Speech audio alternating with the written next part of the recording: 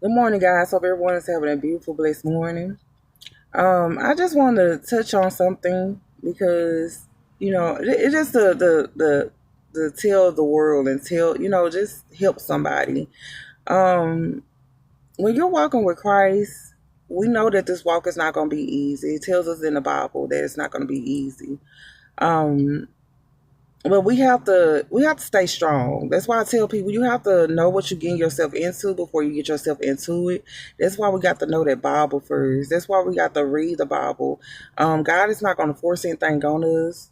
But I would prefer people to read the Bible before they get themselves into, this walk because a lot of people, I don't seen a lot of people, they start going hard for Christ. They start, being on fire for God.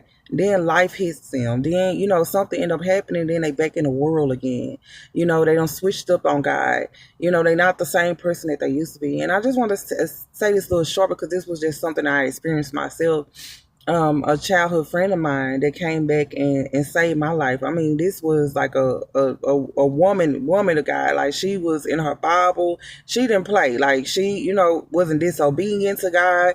She the one came back and saved my life. I mean, she was so on fire for God. And we haven't spoke to each other in years. And we just recently, not too long spoke with one another. And it showed me, God showed me a dream. What I say, people, when you got a relationship with God, God is gonna, He's gonna, keep you on point on everything. He's gonna warn you. He's gonna show you things before it even take place. Come to pass.